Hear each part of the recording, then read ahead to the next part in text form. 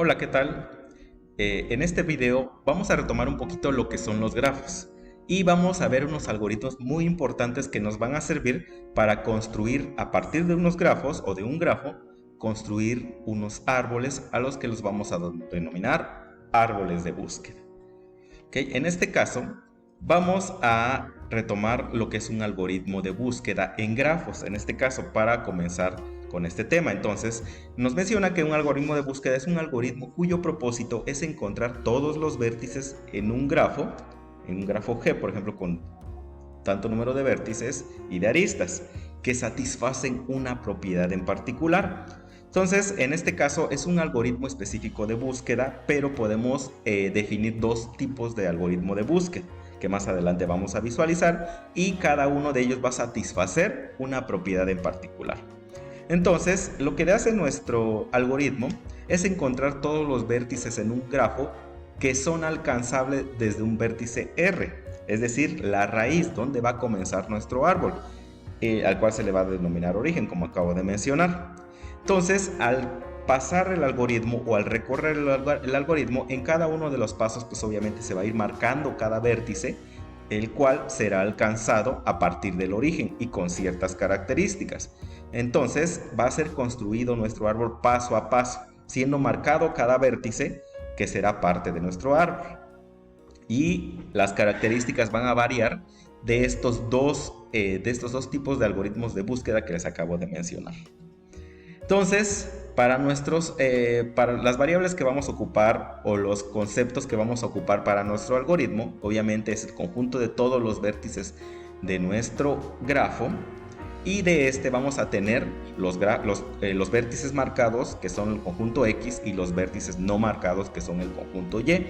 Obviamente en este caso los vértices marcados son aquellos que ya fueron visitados para construir nuestro árbol y que ya está siendo construido en ese momento nuestro árbol, y los no marcados son los que aún no han sido visitados o no son parte de nuestro árbol todavía. Entonces, conforme va pasando el algoritmo, obviamente pues se tiene que ir marcando cada vértice y va a formar parte de nuestro árbol. ¿Okay? Y se va añadiendo tanto el vértice, si en este caso, por ejemplo, tenemos un vértice que ya está marcado, pero el otro vértice que está en Y ya no está marcado, X no está marcado y Y no está marcado, U y V correctamente, respectivamente, perdón.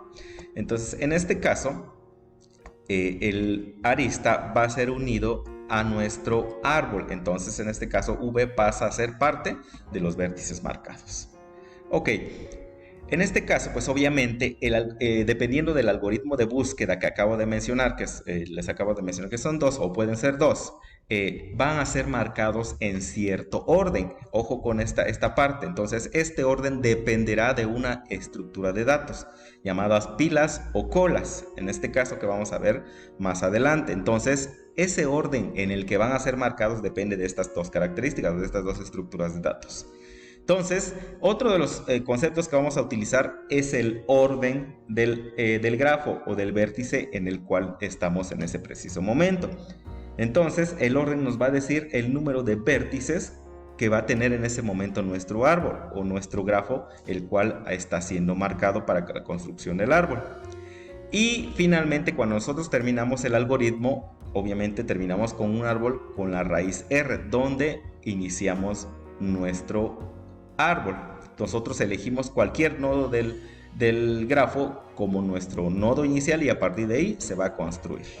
Y finalmente, pues el árbol que tengamos como resultado es denominado árbol de búsqueda. Y otra de los conceptos y de los conceptos más importantes, que era el tema que les mencionaba acá, que es el orden en el que son marcados los vértices, dependerá del conjunto L. El conjunto L de vértices estará compuesto por vértices, representará la lista de vértices marcados que el algoritmo no ha explorado. Entonces, en este caso, pues obviamente el orden en el que se vayan marcando dependerá de esta L. Y esta L será una pila o una cola. Ahora, hablando del conjunto L, la pila y la cola funcionan de la siguiente manera, y aquí lo vemos. Las pilas nos dicen que son el último en entrar, el primero en salir. En inglés, last in, first out. ¿Ok? En este caso, en una pila, si lo vemos como una pila de trastes, nosotros cuando colocamos estos trastes o algunos objetos, las vamos apilando.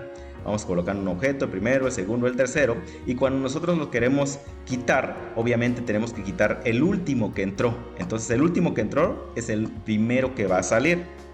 Esa es la característica de una pila, de un conjunto. Si nosotros tenemos datos, en este caso vamos a ver una animación que verá esta parte con datos. Entonces, por ejemplo, si nosotros queremos apilar elementos o datos, entonces le damos insertar, insertamos 1, insertamos 2, insertamos 3 e insertamos 4. Ahora queremos sacar un elemento de la pila. No podemos sacar el 5, pues obviamente está hasta abajo, está apilado.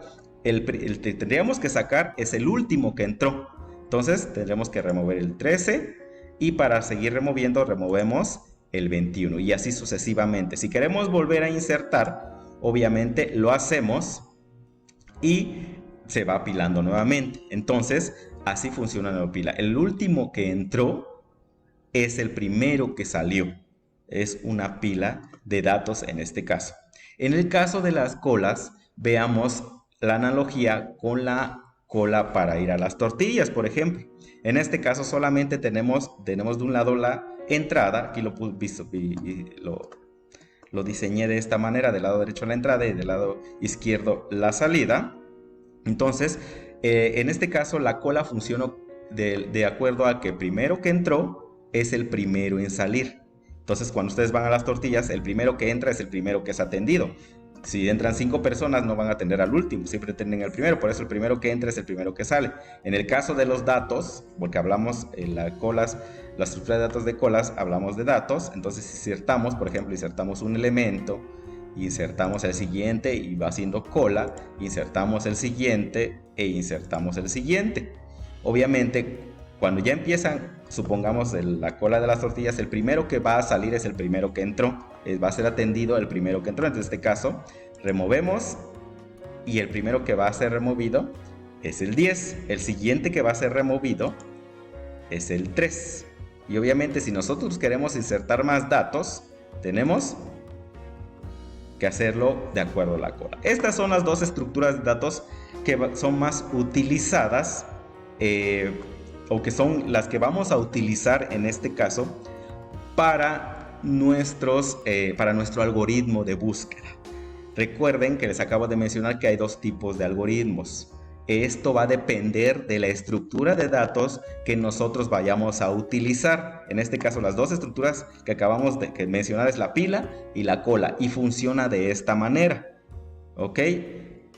Entonces, estas dos estructuras de datos van a ser nuestro conjunto L que vimos en la diapositiva pasada, donde nos decía que ese conjunto L es el que va a definir el orden en el que van a ser o el que va a ser construido nuestros árboles y cada uno de los nodos. En el siguiente video vamos a ver el algoritmo en general para que puedan visualizarlo, y depende de estas dos estructuras de datos. Nos vemos en el siguiente video.